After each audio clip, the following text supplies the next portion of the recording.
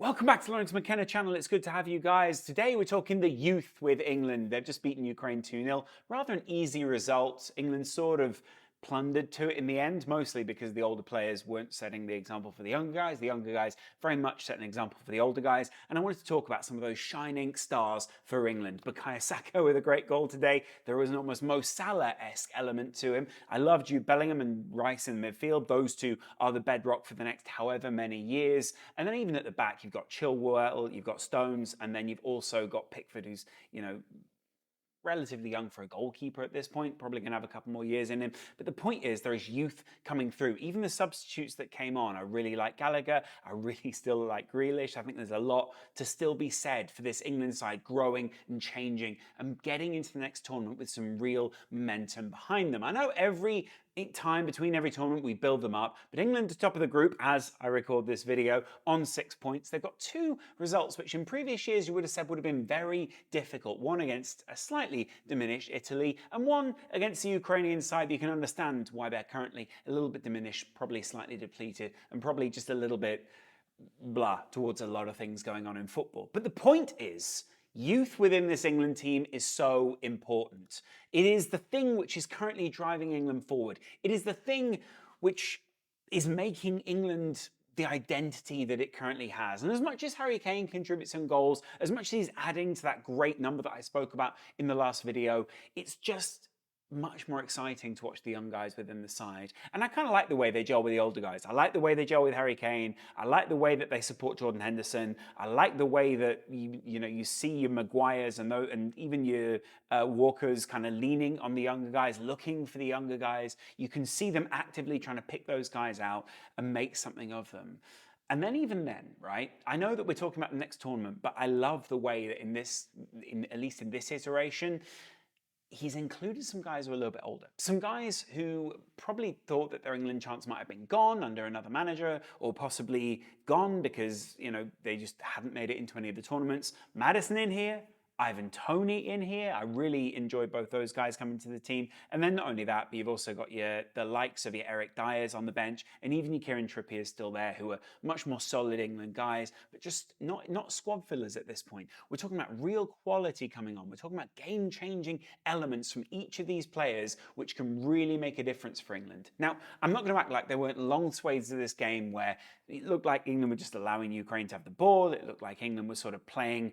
There was almost like trying different ways of winning the ball back. Like it felt like Bellingham at times and other guys were like, okay, we're going to try this now. Let's see what happens. And then, Rice would quite easily win the ball back. Bellingham would sometimes take himself into positions you didn't really want to see him. And there were times where you just like, well, how are these guys meant to hook up with Harry Kane? And there were times where they were treading on each other's toes, right? But within that, you can also see that there is a fearlessness and a willingness to experiment within this England team where it's like, hey, what is our identity? What is it that we can actually achieve out on the pitch? How is it that we can actually knit together? And really, do we have to be just one thing? Because I loved what Maddison was doing in this game, the floating nature of what he did. Sometimes he'd come over into Saka's area, Saka would sort of wander over into his. He would be willing to accept a pass from your Walkers or even your Hendersons. And on the opposite side, you've got Bellingham, who's kind of become a bit more left-sided for England in this game.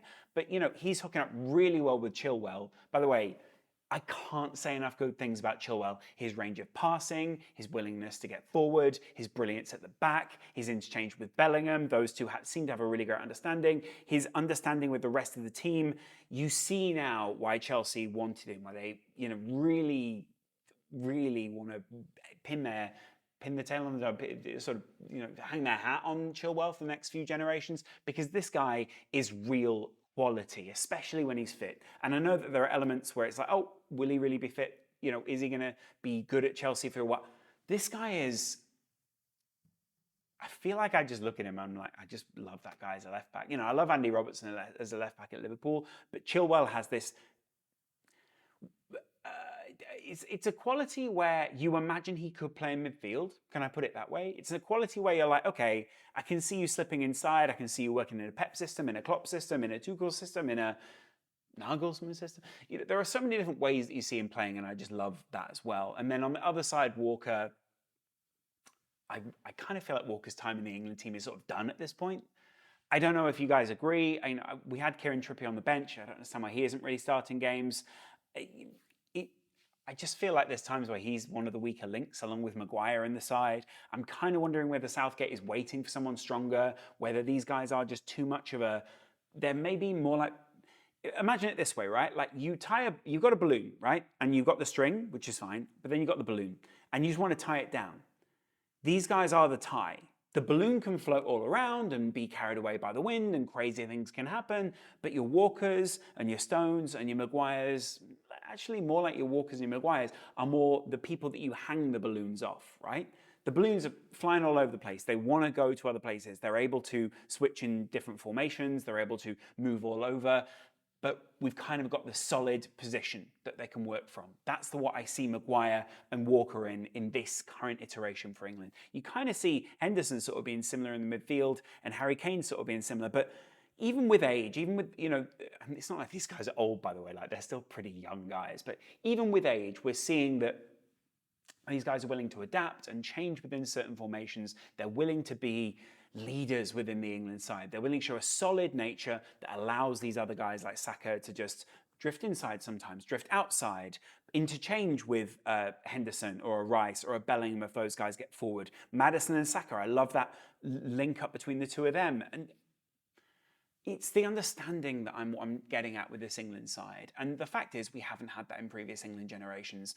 People always talk about how in the golden generation, there was Scholes, Lampard, Gerrard. None of those three could find a way to interchange Beckham. They couldn't find a way to, they had to fit him in on one side or the other. It didn't feel like it maximized any of these guys. And while this formation doesn't also feel like it's maximizing any of these guys just yet, it also doesn't feel like it's inhibiting in the same way as it has in previous generations. That's what I'm saying. Gareth Southgate has now got a foundation. You know that, and especially when you see this in the Premier League or any other league, when you've seen a manager with really great defensive attributes, other managers can go on and build off the back of that, right? Southgate's defensive attributes have always been one of his biggest positives. Sure, he's been quite cautious and sometimes too conservative for England fans, but in other ways, I look at him and I think, you really are you're building a basis for England to build from here. And you can see that. You can see that when Ukraine go forward.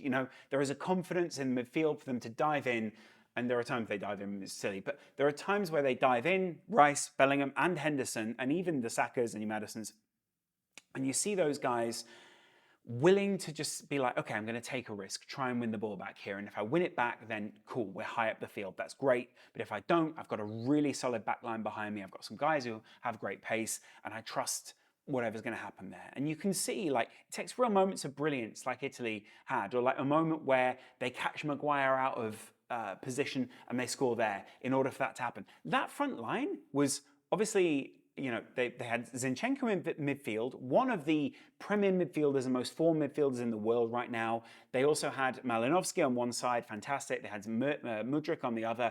I mean, potentially £100 million player. There were plenty of players today where I thought, you know what, you could unlock England, and they just didn't get a sniff of it. That's what I like. That's what I just love about them. In terms of shots, England had 6 times as many shots as Ukraine. And I get it, Ukraine are on away side, Ukraine are on a down right now, and sure, I understand that. But England dominated this. And even though they only had something like almost 60%, I think it's 58% of the possession, you could see that England were constantly in control. And that is the bed that Saka builds from. That is the bed that Kane gets his penalties and his goals from. And that is why Maddison can just be so free roaming. And I really enjoyed Maddison in this game. The left side for England is the most promising side, even though the right side is also Walker, Saka. Saka is the best winger in the world right now. He is just the most informed guy. He can slip inside, he can go outside. He's willing to interchange with so many players. You're kind of like, you know what, maybe Saka looks good because they've got the box in the Arsenal midfield and they do that 5 and it sort of affords him a lot of space in which he can operate.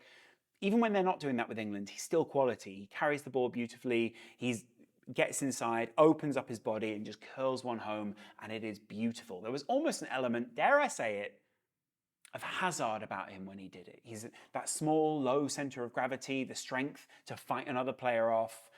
There are just so many positives for England right now. There is so much quality on the bench. Let me just show you this, right? Ramsdale is currently the top of the Premier League as a goalkeeper, and at the other end of it is Jordan Pickford. They field Pickford.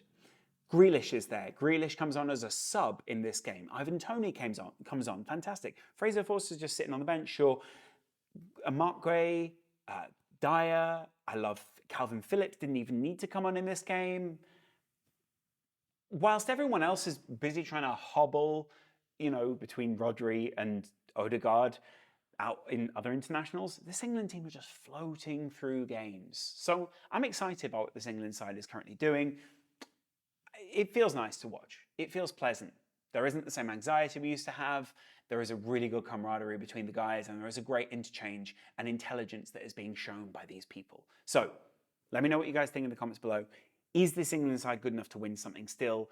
Is this just the genesis of Gareth Southgate 4.0? I believe it is, maybe even 5.0.